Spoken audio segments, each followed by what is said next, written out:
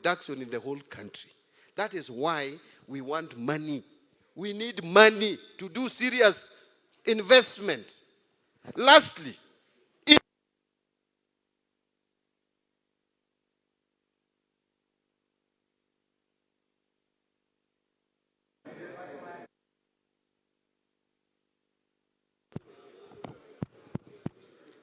one, two.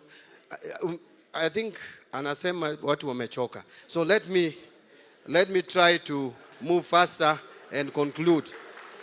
So now let me finish. Now, energy sector. There is no economy that can grow without reliable energy. Here in Eldoret, you are a welder. You have got tender already. Someone has given you or has told you, I am bringing 100,000.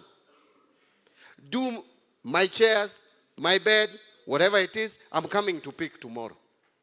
As you are in the process of doing it, welding, stima imepotea. Unaanza kusema, huyu Wandai ni mtu aina gani? Wandai must go. So utaanza kusema Wandai must go. Lakini what would Wandai do?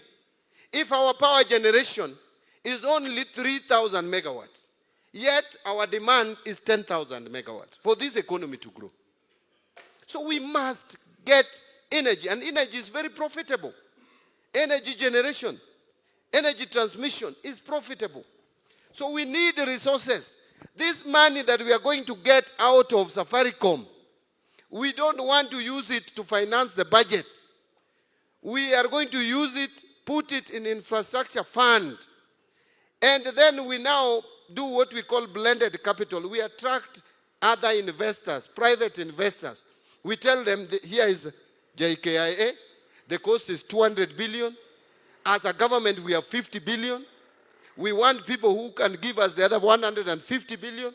This is how profitable it is. Over the next 30 years, you will be getting your income. We will also be getting some as government. So we combine our resources. We are not going to do this investment as government 100%. We'll just be putting a percentage to de-risk the project. So we take JKIA, we put some money there. We take Galana Kulalu, the government puts its money, private sector puts money. We go to a road which should be tolled. Instead of doing the whole road from Rironi Mount Summit, as we have done it through PPP, we will put some government resources there. Maybe now to extend it, because this other one is concluded, to extend it to Malava through Eldoret, and the other one through Kisumu. We put some money as a government to lower the cost, so that motorists are also not overcharged. And then we bring the private sector and we work together. That is what President Ruto's government is planning to do, to take Kenya from where it is to where Singapore is. And Singapore was a journey that was begun a particular day, on a certain day. That journey has been walked and they have reached there. We can also walk it. We are also human beings, just like them. Let no one discourage us. Finally, on Kenya pipeline, those who are saying that the prices of fuel will be high. Pipeline does not sell fuel. Listen to me. Fuel is being sold by business people. They use pipeline as a transport mechanism, logistics. And by the way, if pipeline is run with efficiency of private sector, the cost of transporting fuel will even be cheaper. And we still have regulatory authority. The price of fuel is every month being determined by a body called EPRA. There will be no adjustment upwards on the price of petrol or diesel or mafuta just because pipeline, part of it is in the hands of the private sector. That cannot happen. And lastly, this thing you are talking about, security, our data, our what? Let me ask you. You think shareholding controls the security of your data? Or the security of the country? When did you hear Safaricom calling me to go and make a decision on how Safaricom should store your data. And I'm a shareholder. There is the regulatory framework of the country which dictates that. It has nothing to do with shareholding. Let me give you one example. Airtel does the same things as Safaricom. Airtel has your data. The same way Safaricom has your data. It's only that Safaricom is bigger. But Airtel is also a telecommunication company. And it has your data. It has my data. I have an Airtel line. And Airtel, there's not even single ownership of government. It is owned externally. The shareholding is external. There is not even a Kenyan owning shares in Airtel. Why is it that our data and our secrecy is not being released or misused by Airtel, and only Safaricom will release our information when we release more shares? And Airtel is owned 100% by the foreigners. It's because our regulatory framework does not allow Airtel to play around with our data, our information, and our security. So whoever is telling you that is cleverly just using excuses to stop and frustrate the government agenda. Mimi nimemalizana na maneno official hiyo ya nini yote hiyo privatization. Budget, I heard you say, what do you have? What do you have? I didn't come here to be asked what I have for you. I came here to listen to you, to hear what you want me to put for you in the budget. Hiyo ndiye ninataka. Ni nini from Eldoret? And by the way, this team which is here, you will give us official and written memorandum. The business community, you are going to give us a written memorandum. The youth, the bunge la wananchi, mseme which projects are lagging behind, which have been started, which you want us to complete in Eldoret. Sasa mimi nimetoka Suba, ninajua nini hapa Kesesa ama nini? Ama Kapsaret. Mnaniuliza which road am I coming to do? How do I know the roads here? Si nyinyi ndiye mnajua the road. Nyinyi ndiye mnajua wapi hakuna maji. Sasa mimi nitajuaje? Hiyo ndiye sababu nimekuja hapa nisikize. So muandike hizo muweke hapa. We go and we prioritize. Sawa sawa? You know, I think I understand you, because the way budget has always been done is that mtu anakaa hapo treasury floor, 14th floor. Anaandika vitu zake, alafu siku ya kusoma budget ni kama ni secret ingine. Hiyo sanduku sijui imebeba nini. Ninakuja nasoma vile iko. In fact, I told my people one day, some of them in the budget office, I look at them, mtu anatoka kwake Karen, anaenda 14th floor, ama 10th floor, treasury, jioni anarudi. When he wants to go for holiday, anaenda boma yake iko Kiambu ina border Nairobi, hajui chochote. Niliwaambia, I will be taking you for a week, ukae Samburu. Uone vile watu wanaishi before you come and compile the budget.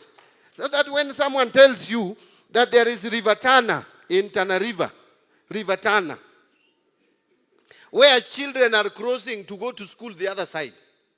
Na wanaweka, imagine River Tana, mtu anaweka hizo the poles. Pole inawekwa hivi, another one inawekwa, mtoto ana balance hivi, anaanguka kwa maji.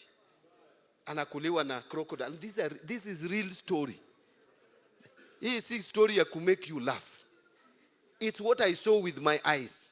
Real story. From independence to last year, ndiye sasa tumeanza kujenga daraja 2. Na cost of one is only 100 million. If you are just sitting in Nairobi and someone is bringing you that story, unafikiri ni mchezo. But if you go to the ground and you see, then you realize that this country, we are unfair sometimes to some of us. That money, just our taxes we pay, the whole country just goes to some specific areas because they produce presidents and deputy president and ministers for finance. That watu wengine ni kama waishi kwao, hiyo ni mbaya. Hata God will not forgive us.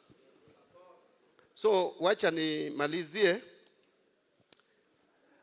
Lakini wacha niwaulize. Si mnaangalia TV? Si mnasikia radio? Si mnaangalia WhatsApp na social media? Si mnaambiwa ati Ruto hajafanya kitu? Some of you are also clapping. Wacha niwaambie kitu kimoja. And listen to me. When Ruto became president of this country, you people don't know where Kenya has come from. IMF had told us that Kenya was among the 6 countries in Africa which were going to default in paying their debts. 6 countries in Africa were not going to be able to pay their debt in 2024, 2025. One of them was Kenya. All the 5 have defaulted. It's only Kenya which did not default.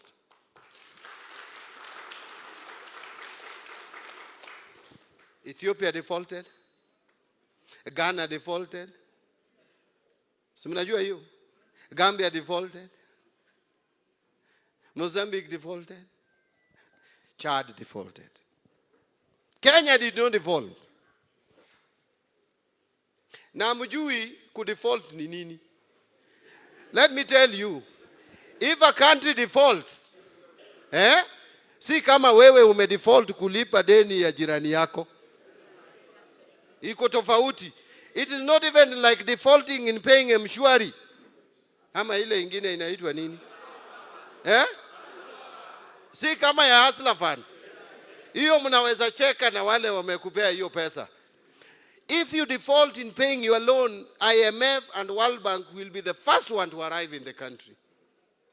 Because they also have given us loans. And when they arrive, they are taking you to a route we call Paris. My friend, this is what will happen. First, they will tell you, jiingiza kwa matope. Tutawatoa kwa matope. On condition. Number 1, salary ya all civil servants, starting with the president, half. Staff in your public service, una reduce by half. Chiefs mko na ngapi? 10,000, 5,000. MCA ni wangapi? 1,450 wards, half. Wabunge ni wangapi? 290 constituencies, half. Walimu ni wangapi? Sijui 400 and what thousand, half. Capitation mnaweka ngapi? Ni hivi, half. I am not giving you idle talk. That is how countries which have defaulted have been treated. Is that what you wanted for Kenya? When Ruto became president, inflation in this country was at 9.6%, going to double digit. When Ruto became president, my friend, we had forex reserves of only 3 months of import cover. Today it is 5.3 months, even beyond the target of 4 months. Today inflation is below 5%. Today interest rates, you say that interest rates are still high. It is true they are high. And we are working to make sure they are lowered further. But 1 year ago, average interest rates, if you went to the bank, was 17.2. Today, it is 14.9. And we want it to go down to 12%, if not to single digit. Banks have been giving us loans like Shylocks. There was no difference. Because if banks can give you loan at 26, 28%, and Shylocks are also giving you at 30%, what's the difference? But we have managed some liability. And just allow me to say this, I know time imeenda.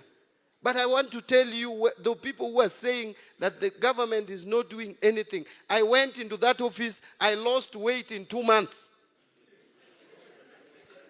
Na hii si kitu ya kucheka, karibu nikufe. So you need not to laugh when I was about to die. Please, sympathize with me. The reason why I lost weight is because unaingia kwa ofisi, inafika 15th of the following month na hata hujamaliza kulipa mshahara ya wafanyikazi wa serikali. Deni inakuja, you don't know where to pay it from. That is what happened in 2024 when the shilling exchanged to the dollar at 160. Do you know what happened? We had a loan we were to pay in June 2024. And by February, Kenya did not know where they were going to get money to pay 260 billion euro bond. Somebody sat somewhere and said, my tenure is coming to an end. I don't care about that loan, which will come in 2024. If anything, I'm leaving office on the 9th or 10th of September, or I don't know which date exactly, of 2022. He didn't care. So when we sat with the president, we agreed we are not going to be that careless again. That is why last year, we decided to repay Eurobond of 2027. It's due in May 2027, like in tulilipa last year. Again, in September, we decided that the loan which is coming in 2028, we are also paying it. And we paid it last year, the loan of 2028. So for now, I will tell you, we can sit pretty that the only pressure we have is the loan of 2031. Not between now and 2031, we don't have that pressure anymore. That is the forward thinking of leadership. And no one will tell you that because they don't want you to hear. If Ruto wanted to be careless, he would say, 2028 is after my second term election. I will deal with it later. But we said no. Even if we make it second term or not, let whichever government is going to be there in 2028 not go through the same thing that this government went through when they came in 2022.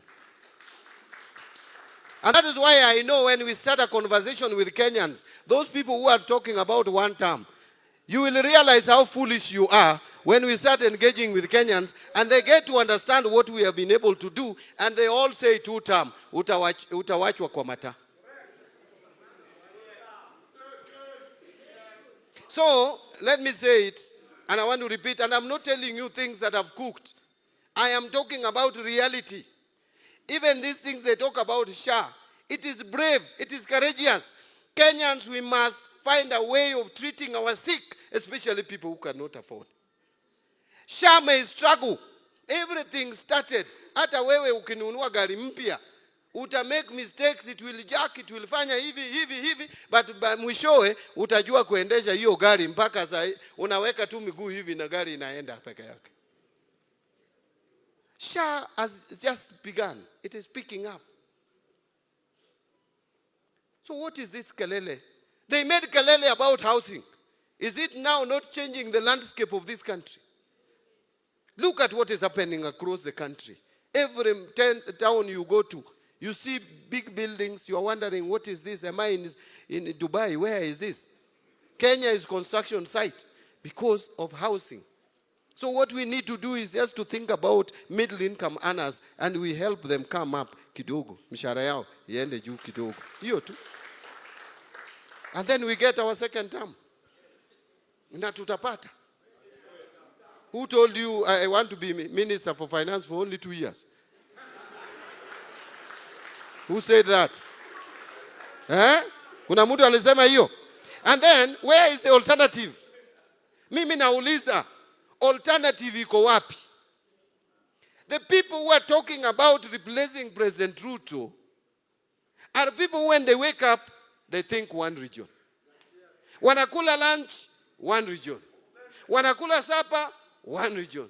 Hata usiku, hata wakilala kwa kitanda, hata nashangaa mabibi zao wanasema nini? Kama fikira yote iko kwa one region, saa ngapi wanafikiria hata mabibi zao? Mlima. And we love watu wa mlima. And they have made a contribution. There is no community which is more enterprising than the people from the mountain. And by the way, they have led this country with distinction, especially Mwai Kibaki. And we love them. We cherish them. We live in one country. But one individual should not make us have a negative opinion about a whole region. It's one rogue person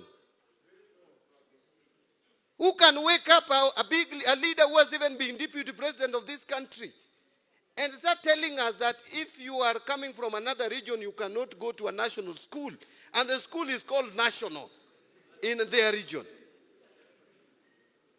And yet, let me ask you, you think people of Mount Kenya or Central are the ones who have built Alliance or Mango? Is it the Luos and the lawyers who have built Maseno? We have all contributed. The taxes from Western Gishu have built Maseno, Maranda. Those are national schools. Alliance, Mangu, Lenana, national schools. Sasa mtu anaongea kama mtoto. Hata unashangaa huyu akili yake. In fact, I am sympathizing with people who are following that gentleman. I am sympathizing with you. If you are doing it on tribal, woe unto you. Shame on you. How do you support someone who wants to divide this country? And we know the consequences. Remember 2007, what we went through. In my neighborhood, next to my home, a woman came with a head, kichwa, peke yake, ya bwana yake. Ajui mwili ingine iko wapi. Because of 2007, we don't want to go back there. Leaders who are still having such mindset, I want to tell you, your time is up. This Kenya does not belong to you. In fact, you don't belong to this country. You should find your own country to live in. This country is for people with progressive minds. People who are thinking about tomorrow, not tribal bygones. Let me wind up. I know in this congregation, tuko na watu wa chama changu. My party. My party. My party. My party remains ODM. And by the way, I love what we UDA. Lakini, my party is not UDA. My party is ODM. And just listen to me. We are working together with UDA, but we are in ODM. And my party leader is Dr. Buruding, and I want to tell those who are in ODM. What has made ODM what it is today is the respect that we have given the party leadership of ODM. There is no single individual in this world who has no weaknesses. Even our departed hero had his weaknesses. Those of us who lived or worked closely with him know. But anybody has a weakness.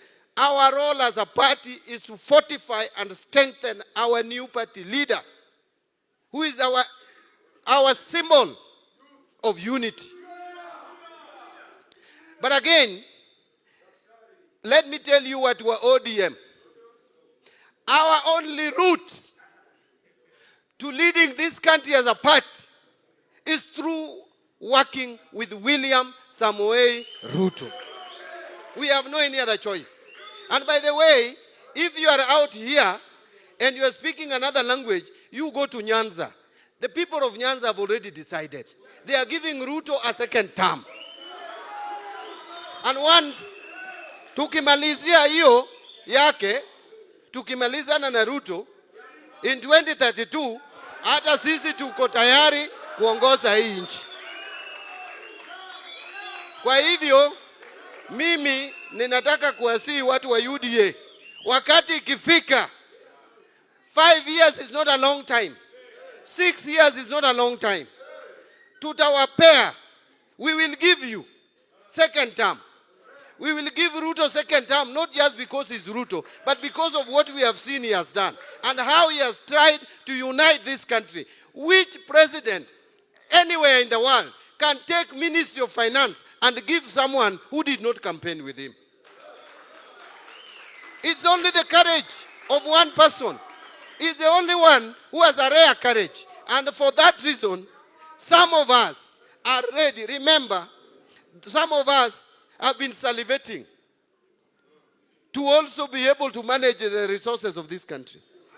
And 17 ministers have been in office. Ngoja. 17 ministers have been in office. The 18th one, ndiye sasa amekuwa Mbadi. In this country, we have had so many attorney generals. And the region where I come from produces some of the best brains in the legal field. But since independence, The first Attorney General who has come from the region where I come from is Dorcas Oduor, appointed by William Ruto. And let me tell you, we have agreed as ODM. ODM is in Nyanza. ODM is in Western. ODM is in the coast. ODM is in Northeastern. ODM is in Turkana. ODM is in Masai. We are remaining as one united whole because we know our strength is in unity. The Luyas and the Luos and the coastal people, we must remain together. And the party ODM does not belong to the Luo community. Luos who are here, remember, Luyas are supporting ODM. Remember, Turkanas are in ODM. Remember, Masais are in ODM. Remember, even Kalenjins were originally in ODM before they went to UDM. So we are a national party led by national leaders. Oburu will remain our leader. The time will come when we are going for presidency as a party.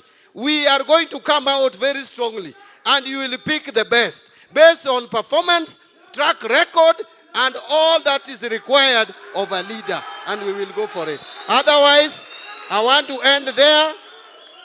Ninataka